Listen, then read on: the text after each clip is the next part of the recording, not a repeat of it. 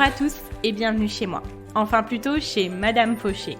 Aujourd'hui, on pose nos valises chez cette grande dame qui prend un peu trop de place dans nos vies. Moi, c'est Laura, votre hôte sur ce podcast.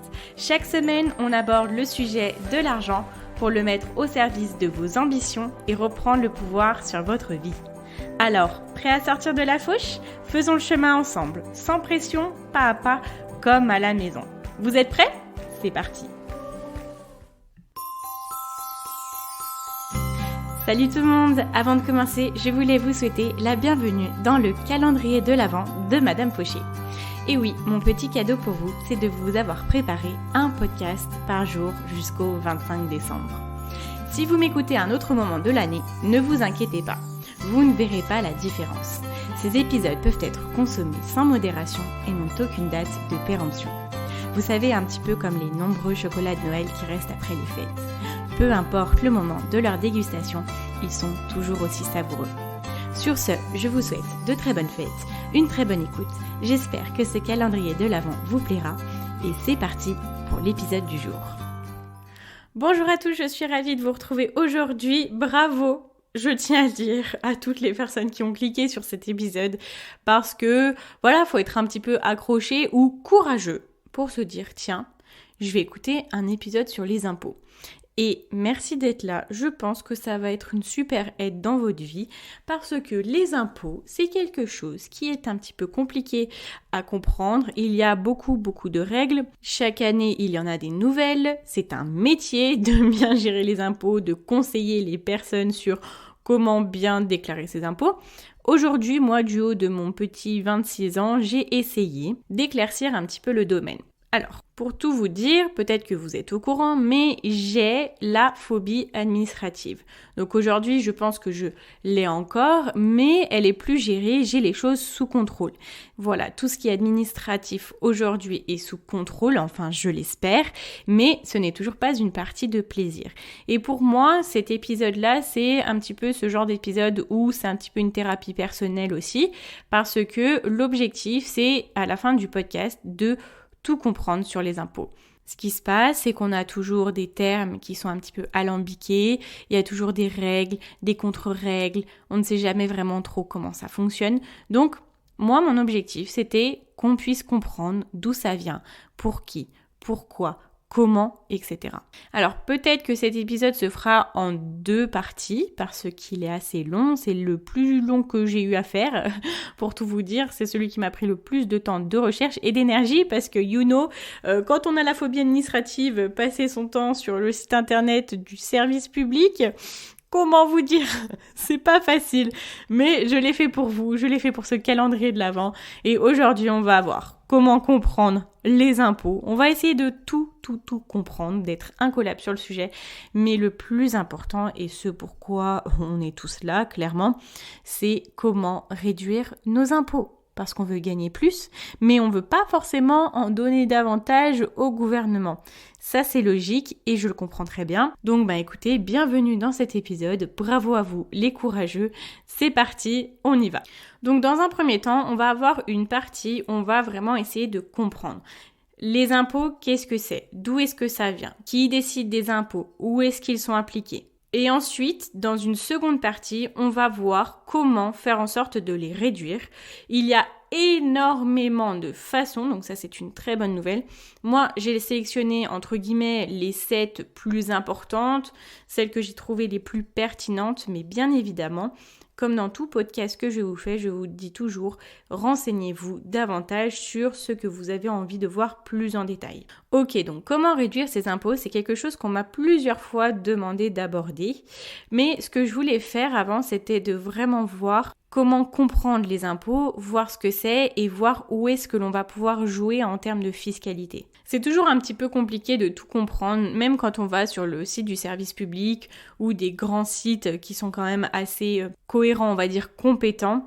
C'est toujours un petit peu compliqué parce qu'on a 15 termes un petit peu difficiles à comprendre au premier abord dans une phrase. Donc même si on n'est pas bête et qu'on comprend le terme d'un mot, c'est très énergivore d'avoir à essayer de comprendre une phrase, à essayer de comprendre tous les paragraphes, le sens, etc. Donc mon objectif là, c'est qu'on voit déjà dans un premier temps quelques définitions de termes pour pouvoir après être beaucoup plus à l'aise quand je vais vous parler de choses plus en détail. Donc aujourd'hui, juste entre parenthèses, on parle uniquement de l'impôt aux particuliers. L'impôt en entreprise, je ne l'aborde pas du tout. Donc on va se focaliser sur nos porte-monnaies personnels. Alors, quand on parle d'impôt, déjà, qu'est-ce que c'est un impôt ?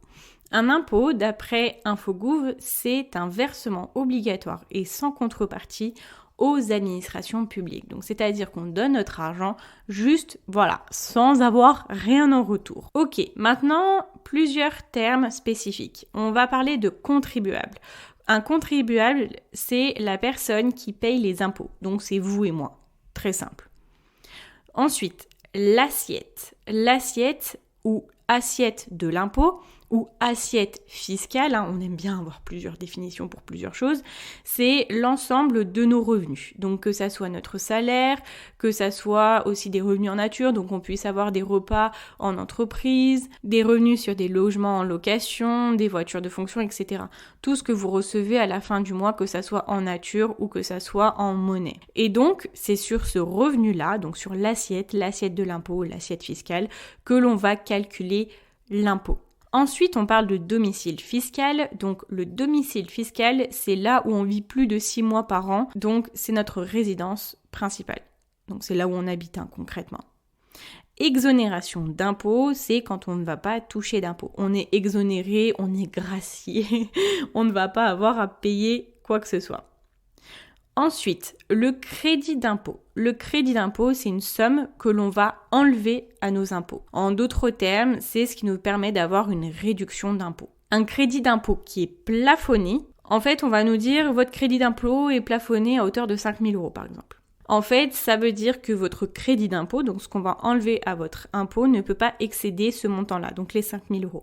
Et généralement, quand c'est plafonné, le montant qui excède le plafond, il est déduit de vos impôts de l'année prochaine. Je vais vous faire un exemple concret. Par exemple, vous rénovez votre maison pour 2 000 €. On va voir plus tard pourquoi ça va vous faire un crédit d'impôt. Mais vous avez un crédit d'impôt de 30%. Donc ça fait que 30% de ces 2 000 € vont être enlevés à vos impôts. Donc 30% de 2 000 €, ça nous fait 600 €. Donc ça veut dire qu'on doit vous enlever 600 € de vos impôts. Admettons que vous payez 1 000 €, vous n'allez plus avoir à payer que 400 €. Par contre, si le montant du crédit d'impôt est plafonné à 400 € par exemple, ça veut dire que la différence entre les 400 et les 600, elle va être imputée à vos impôts de l'année prochaine. Donc la différence entre 600 et 400, donc ça fait 200 €. Donc l'année prochaine, on vous enlèvera 200 € de vos impôts. Cette année, 400 €, l'année prochaine, 200 €. Et ça, c'est un crédit d'impôt qui est plafonné et reportable aux années suivantes. Je vous fais vraiment un accent sur les termes parce que quand on va regarder, que ça soit pour comprendre le podcast d'aujourd'hui ou pour aller faire vos recherches, ça va vraiment vous faciliter la vie. Moi, personnellement, j'aurais aimé comprendre ces termes-là dès les premières années où j'aurais dû payer des impôts. Parce que c'est vrai que quand on va se renseigner, c'est hyper compliqué. Et quand on sort de faire ses études, ce sont des choses qu'on ne connaît absolument pas. Et plus on va le comprendre, plus on va être amené à le gérer facilement. C'est beaucoup plus facile de s'organiser dans quelque chose que l'on comprend et que l'on apprécie peut-être un peu. Alors l'impôt, il faut savoir que c'est la deuxième source de revenus de l'État. Après, devinez quoi ? La TVA. Et là, un TVA, on appelle ça un impôt direct parce qu'on la paye directement à l'achat d'un produit. Sur tous nos produits, il y a une part du prix qui part au gouvernement. Et c'est celle qui est la plus importante. Et après, on a l'impôt sur le revenu. Environ 50% des ménages en France sont concernés par l'impôt. Donc ça veut dire qu'il y a 50 autres % qui sont exonérés d'impôt. L'impôt est établi et collecté sur la base d'un avis d'imposition que l'on reçoit et que l'on remplit. Maintenant, on va voir d'où vient l'impôt et qui en décide. Qui a eu cette idée folle d'inventer les impôts ? Ouh là là, je suis bulleuse aujourd'hui. Alors, d'où est-ce que ça vient ? En fait, il faut savoir que l'impôt, ça a en sorte toujours existé du moment qu'il y avait une civilisation. L'impôt, c'est un prélèvement obligatoire. Et il pouvait prendre beaucoup de formes différentes dans le passé, mais les gouvernements ont toujours prélevé des ressources aux contribuables, aux gens comme vous et moi. Alors, je vais vous faire voyager, et pas géographiquement, je vais vous faire voyager dans le temps en vous expliquant justement d'où vient cet impôt. Donc, quand on regarde déjà à l'époque de l'Antiquité, on était plus sur du pillage, par exemple des droits de douane et de l'esclavage. C'était vraiment une forme archaïque de l'impôt, mais c'était la contribution que les gens comme vous et moi, on était obligés de donner à cette époque-là.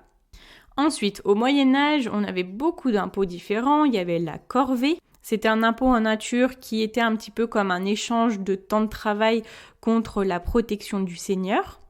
Donc les peuples étaient protégés par les armées du seigneur en travaillant pour eux. Ensuite, il y avait la dîme, par exemple. C'était un autre impôt en nature qu'on devait à l'église et au seigneur.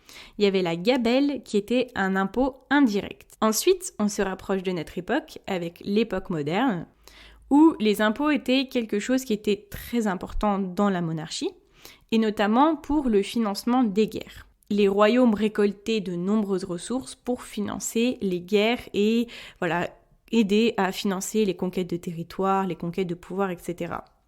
Et l'impôt sur le revenu est finalement établi en 1914, donc il y a un peu plus de 100 ans. Donc on est de retour à l'heure actuelle. Aujourd'hui, les impôts sont toujours décidés par le gouvernement, mais plus particulièrement par le Parlement. Alors le pouvoir du Parlement, c'est quoi ? C'est d'imposer l'autorité de l'État. En soi, c'est le gouvernement qui souhaite créer l'impôt, mais c'est le Parlement qui est législateur, donc qui vote les lois, qui va décider des montants de l'impôt.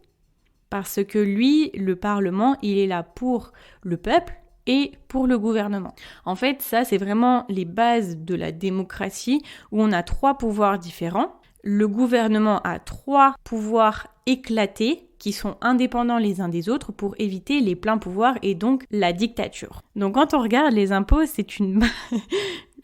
c'est drôle, mais les impôts, c'est une base de la démocratie. Peut-être ou pas, je ne sais pas, ça pourrait être un débat. Bref, parenthèse fermée. Retour aux 3 pouvoirs. Donc on a donc le législatif, que je vous disais avec le Parlement. Après, on a l'exécutif. En fait, l'exécutif, c'est celui qui fait en sorte que les lois soient exécutées. Ensuite, on a le pouvoir judiciaire qui va trancher les litiges entre les applications de la loi et ce qui est fait concrètement dans la vie quotidienne. Ensuite, il y a plusieurs règles quand on parle de l'impôt qui sont importantes pour bien comprendre pourquoi c'est prélevé comme ça. On a le principe de la légalité. Donc, ça doit être défini par la loi. Normal. Ensuite, le principe d'annualité, quelque chose qui est calculé une fois par an. Le principe de nécessité, donc qui veut dire que l'impôt est légitime et qu'il est indispensable pour couvrir les besoins publics. Et pour terminer, on a le principe d'égalité qui est défini selon un article de la Déclaration des droits de l'homme et du citoyen qui dit que la contribution commune, donc l'impôt, doit être également répartie entre tous les citoyens en raison de leurs facultés. Donc qu'un citoyen paiera plus ou moins l'impôt en fonction de ses niveaux financiers. Donc c'est pour ça que des taux progressifs sont mis en place pour assurer une répartition la plus juste, pour favoriser, en fait, ils appellent ça une égalité des sacrifices financiers. Donc c'est-à-dire que plus on gagne de l'argent, plus on en donnera, et moins on en gagne, moins on en donnera. Et l'objectif de l'impôt, c'est de redistribuer l'argent. L'objectif est de financer le budget de l'État, et le budget de l'État, c'est la redistribution, par exemple au niveau des services publics, au niveau de la santé, au niveau de beaucoup de domaines, toutes les choses que nous, au quotidien, on utilise et qu'on n'a pas besoin de payer directement. Donc je vous le disais, on est sur un impôt qui est progressif avec des taux progressifs. Mais ça veut dire quoi exactement ? En fait, le taux de l'impôt, il augmente par tranche au fur et à mesure que nos revenus il augmentent. Pour vous faire un exemple qui est faux, grossier, mais ça sera un exemple simple. Par exemple, on a 24 000 € de revenus par an. Admettons que ces 24 000 €, ils sont taxés à hauteur de, 12%. Ok ? Donc, cette année-là, on gagne 24 000 €, ils sont taxés à 12%. L'année d'après, on est à 30 000 €. Et au-dessus de 24 000 €, on est taxé, admettons, à 16%. Donc, on a 2 pourcentages qui sont différents. En fait, l'erreur commune est de croire que l'intégralité de nos revenus va être taxée à hauteur de 16%, le nouveau pourcentage. Et c'est faux. En fait, on va être taxé à 12% jusqu'à 24 000 euros. Et au-dessus de ces 24 000 euros, entre 24 000 et 30 000, on va être taxé à 16%.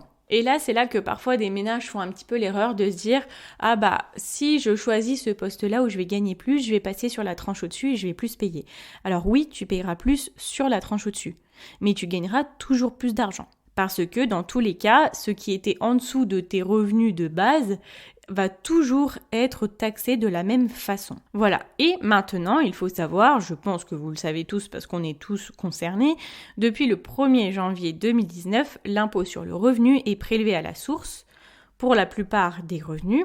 Donc, c'est-à-dire qu'ils sont prélevés à chaque fois sur notre salaire. Ok, donc là, on a posé les bases, on sait d'où ça vient, pourquoi, comment, etc. Maintenant, on va voir ce qui nous intéresse le plus, c'est comment réduire nos impôts. Alors, je vais vous parler de quelques petites choses juste avant de vous donner cette méthode qui vous permettront de réduire vos impôts. Donc, restez connectés. Première chose, il est important de bien déclarer ses impôts. Alors, on pourrait ne pas avoir à déclarer nos impôts si on n'aurait pas de domicile fiscal en France, donc on ne vivrait pas plus de 6 mois en France, et si on est éligible à une exonération d'impôts, donc si on a la possibilité de se faire gracier. Donc en France, il y a 8 catégories de revenus, et on parle de revenus catégoriels, donc ne prenez pas peur si vous voyez ça sur un site, c'est simplement le type de votre revenu. Donc le premier, c'est le salaire, ensuite ce sont des revenus de remplacement, donc des indemnités journalières de la sécurité sociale ou des allocations chômage. Ensuite, on a les revenus BIC que l'on appelle pour définir les bénéfices industriels et commerciaux, donc pour les personnes qui sont entrepreneurs dans ce domaine-là. Ensuite, pour les personnes qui sont entrepreneurs et qui récoltent des bénéfices agricoles. Après, il y a les bénéfices non commerciaux. Ensuite, il y a les revenus mobiliers. Donc, les revenus mobiliers, ça va nous intéresser l'année prochaine parce que je vais me lancer dans l'investissement, donc tout ce qui est actions, placements, etc. Ensuite, on a les revenus fonciers. Ça, ce sont des revenus pour des locations de logements vides. Après, il y a pour les plus-values, donc quand on vend quelque chose plus cher que le montant d'achat. Et le dernier, c'est les rémunérations de dirigeants de certaines sociétés. Donc l'impôt, comme je vous l'ai dit, est progressif. Et il est calculé à partir d'un barème dont les taux s'élèvent par paliers successifs. Donc c'est ce que je vous disais juste avant. Je vais rentrer dans les détails, là je vais vous donner des chiffres. Donc si vous êtes posé et que vous avez un papier, un stylo, je vous invite à noter ça. Bien évidemment, vous pouvez les retrouver sur Internet. Mais on va voir justement comment l'impôt est réparti. Alors, tout ce qui est compris entre 0 et 9 964 € ne va pas être imposé. Donc vous allez pouvoir faire le calcul rapidement dans votre tête, voir si vous allez être imposé ou pas. Ensuite, la tranche entre 9 964 € et 27 519 € est imposée à 14%. Quand on monte de tranche de 27 519 à 73 779 € est imposé à 30%. Donc vous voyez que ce qui est dans la tranche d'en bas sera imposé uniquement à 14%. Ce qui monte dans la tranche est imposé de 30%. Donc plus vous gagnez, oui, plus vous payez d'impôts dans la valeur, mais ce qui est en dessous des tranches d'en dessous, c'est juste imposé de la même façon. Donc on continue. La tranche de 73 779 € à 150 244 € est imposée à hauteur de 41%. Et au-delà de ce montant-là, elle est imposée à 45%. Maintenant, on va voir justement comment bien déclarer nos impôts. Il est conseillé fortement de faire une simulation en fait sur le site pour voir où vous en êtes. C'est gratuit et vous allez pouvoir calculer à peu près le montant. Ensuite, vous pouvez peut-être être exonéré d'impôts. Comment être exonéré d'impôts ? Il faut que votre quotient familial, donc c'est quoi le quotient familial ? C'est votre revenu total, donc souvenez-vous votre assiette, divisé par le nombre de parts. Les parts, c'est le nombre de personnes que vous avez vous-même dans votre foyer ou à charge. Et il faut que ce quotient familial, il soit égal ou inférieur à 9 064 €. Donc bon, c'est vrai que ce quotient familial là, c'est un petit peu dur à voir comme ça, surtout que vous n'avez pas grand-chose sous les yeux. Mais pour vous donner une idée, il faut que pour une personne seule, votre revenu net imposable ne soit pas supérieur à 15 303 €. Et pour une personne en couple, mariée ou pacsée, il ne faut pas que ça soit supérieur à 28 560 €. Donc là, peut-être que plus rapidement, vous allez pouvoir voir si vous êtes imposable ou pas. À savoir aussi que les revenus de stage de moins de 3 mois ne sont pas imposables. De même que les pensions retraite, allocations vieillesse, les travailleurs au SMIC et en dessous sont généralement exonérés d'impôts. Et avant d'aller sur nos 7 méthodes pour pouvoir réduire nos impôts, je voulais juste vous donner une petite information qui est très positive pour nous. En 2020, on va avoir une baisse de 3% d'impôts pour les foyers qui ont un revenu entre 10 064 € et 25 659 €, ce qui revient à une baisse en moyenne de 350 €, donc qui n'est pas négligeable. Et pour la tranche au-dessus, on a une baisse environ de 180 €. Vous pouvez retrouver d'autres infos sur le site de Tacotax sur justement les baisses d'impôts. Je vous mettrai le nom dans la description. Ok, donc maintenant, je vais vous donner 7 méthodes pour pouvoir réduire vos impôts. Bon, d'une façon générale, quand on regarde, il faut être prêt déjà à sortir de l'argent de notre poche. Oui, c'est un petit peu ce que je vous disais dans l'épisode où je vous parlais du don, comment donner et pourquoi donner. Il faut toujours donner avant de recevoir. Et là, c'est un petit peu ça. Il faut être prêt à investir pour pouvoir recevoir de l'argent en retour. Et c'est pour ça qu'il faut être prêt à maîtriser son budget et avoir des sommes à épargner, parce qu'il faut sortir de l'argent. Ça peut être fait en faisant des crédits, mais dans tous les cas, il est toujours mieux d'avoir de l'argent de soi-même pour ne pas avoir à payer des intérêts. Quand on voit les réductions d'impôts, ce sont des réductions d'impôts qui sont appliquées lorsqu'on a fait des investissements dans des domaines particuliers.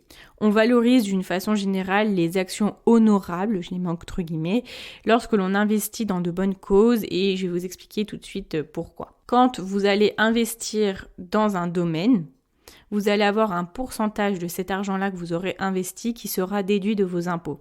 Donc vous allez avoir un avantage parce que vous aurez donné de l'argent pour améliorer une situation qui est la vôtre ou celle de quelqu'un d'autre, et vous allez après payer moins d'impôts. Première chose qui est très important et ce que j'ai vu de partout, c'est de ne rien oublier dans notre déclaration d'impôt, chose qui est apparemment très courante. Alors je vous invite vraiment à noter, n'oubliez pas vos déplacements de votre domicile à votre lieu de travail.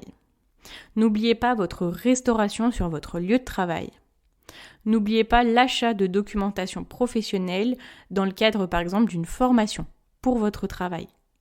Et pour les personnes divorcées, vous pouvez réduire la pension alimentaire de vos enfants mineurs. Il y a plein de choses comme ça qui sont importantes à noter et qu'on pourrait peut-être oublier. Et pour cause, mettre ces choses-là dans notre déclaration d'impôt va vraiment faire pencher la balance de notre côté. Ensuite, deuxième chose, c'est de se déclarer en couple et en famille. Donc, qu'est-ce que ça veut dire ? Plus vous déclarez de parts dans votre foyer pendant votre déclaration, moins vous allez payer d'impôts, parce que plus vous avez de parts, plus vous divisez vos revenus. Donc, au plus longtemps vous pouvez rattacher votre enfant à votre foyer fiscal, mieux c'est. Ensuite, troisième chose, les dons. Les dons, en fait, c'est vraiment des choses qui vous permettent d'avoir de bonnes réductions d'impôts.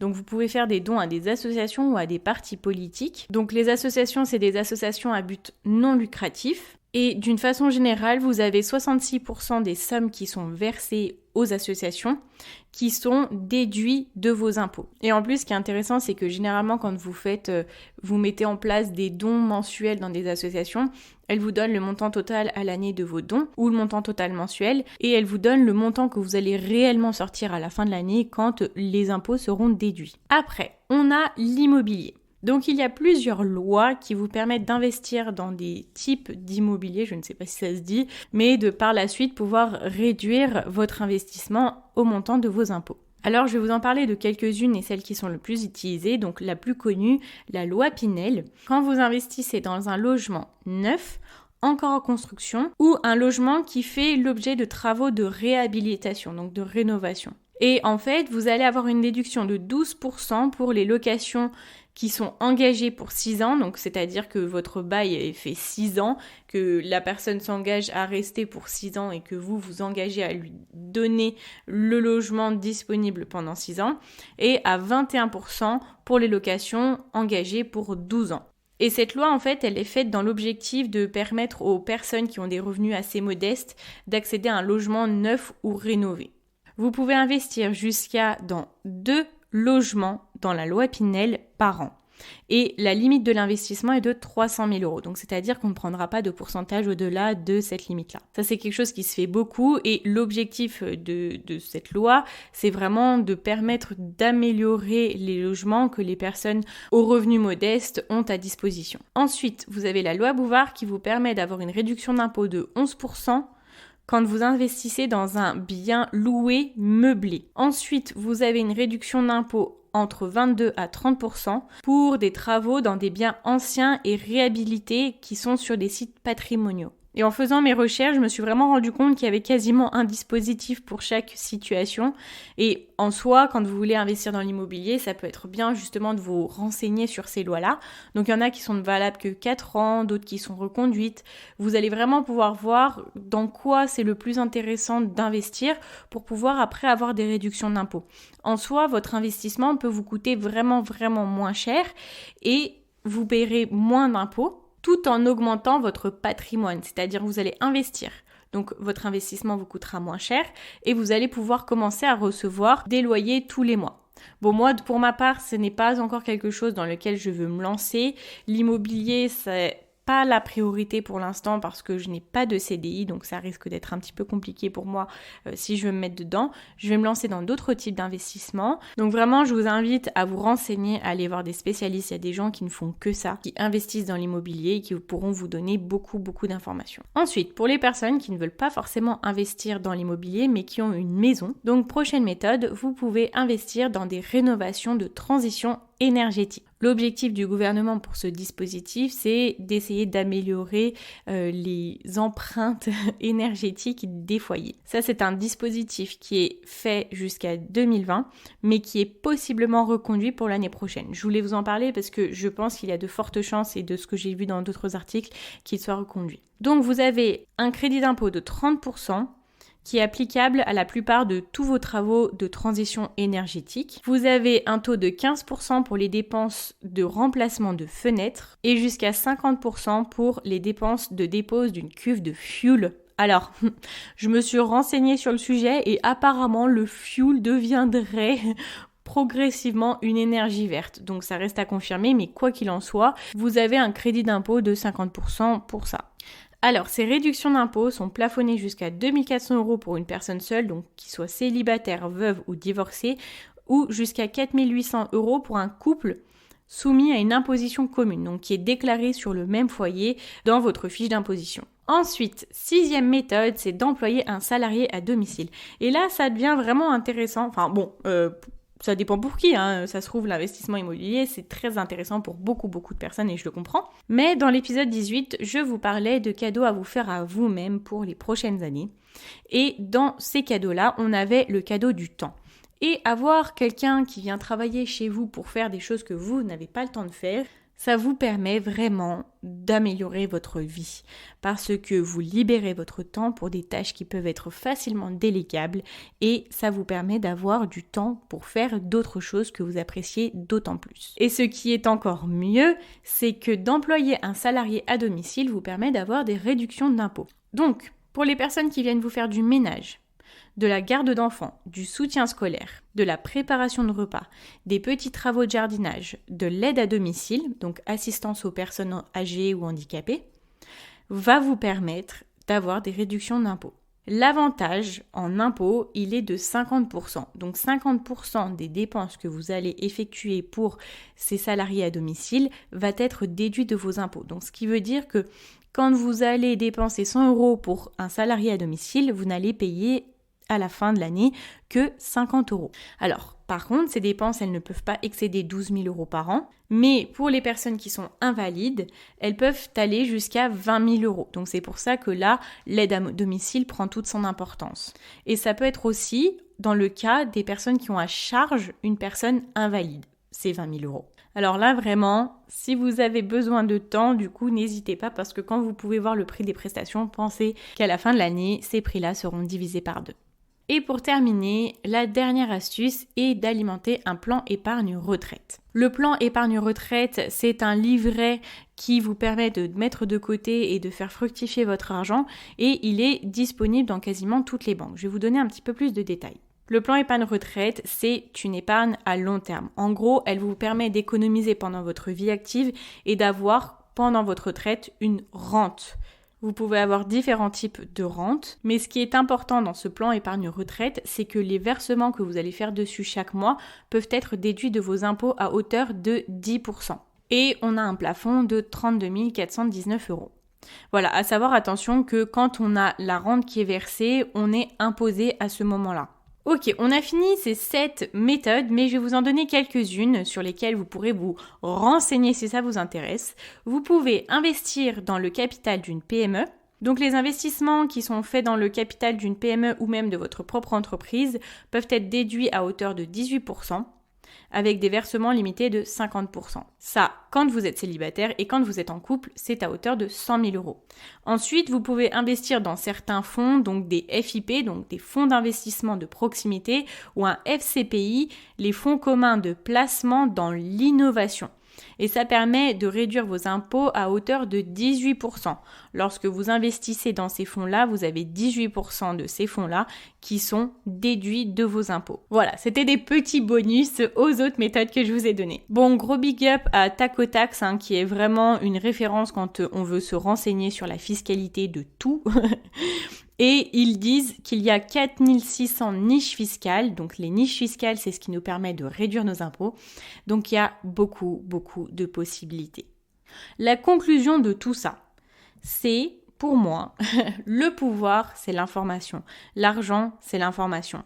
Et là, clairement, ce sont des informations qui sont très importantes et qui nous valent beaucoup d'argent. Après, bien sûr, le tout n'est pas de savoir, mais le tout est d'agir. Donc, si on veut vraiment réduire nos impôts, il faut qu'on soit prêt à les mettre en place et à débourser un petit peu d'argent. Tout est une question de priorité et il faut avoir une vision long terme. On investit maintenant pour notre avenir, en fait. Ok, donc je résume les 7 méthodes. La première, c'est de ne rien oublier dans sa déclaration, même les choses peu importantes, qui vous paraissent peu importantes, peuvent être vraiment intéressantes pour votre argent. Ensuite, deuxième chose, c'est d'avoir un maximum de parts sur votre foyer fiscal. En France, il est mieux d'être marié pour notre argent, je dis bien pour notre argent, et il est bien d'avoir des enfants parce que ça nous permet de réduire nos impôts.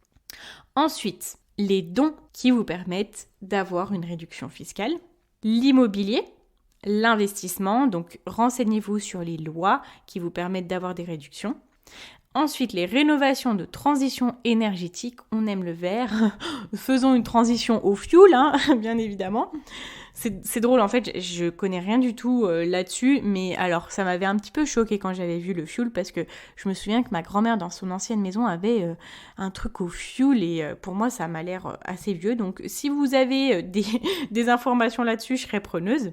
Ensuite, je vous incite à avoir un employé ou salarié à domicile qui vous permettra aussi de réduire considérablement vos impôts. Et pour terminer, vous pouvez investir dans un plan épargne retraite qui vous permettra non seulement d'avoir des rentes lorsque vous serez à la retraite, mais aussi de réduire les sommes investies dans ce plan au fur et à mesure des années dans votre vie active. Voilà, écoutez, j'espère que je ne vous ai pas perdu en route. C'est vraiment le podcast le plus technique que j'ai trouvé. J'espère qu'il vous a permis de bien comprendre d'une façon générale qu'est-ce que c'était les impôts et du coup comment les réduire. Ce que je vous ai donné, c'est une toute petite partie de ce qui vous permettra de réduire vos impôts encore une fois. Donc renseignez-vous en fonction de ce que vous souhaitez faire parce que tout n'est pas au goût de tout le monde, de ce que vous pouvez faire et voilà, qu'est-ce qui est en votre possibilité actuellement ou dans 5 à 10 ans. Je souhaite quand même donner mes sources, donc j'ai regardé sur Eureka, Impôt sur le revenu, le site de Tacotax qui est une mine d'informations, le site Capital qui est très très fourni, et puis c'est tout. Voilà, j'espère que cet épisode vous a plu. Si c'est le cas, je vous invite à mettre une note de 5 étoiles sur Apple Podcast ou un commentaire, ou alors à vous abonner sur la plateforme de votre choix. Je vous dis à demain pour un nouvel épisode du calendrier de l'Avent de Madame Fauché. Vous pouvez aussi me rejoindre sur Instagram, Madame Fauché, le même nom que le podcast. À demain et n'oubliez pas, en attendant, que vos ambitions n'attendent pas. Ciao, ciao.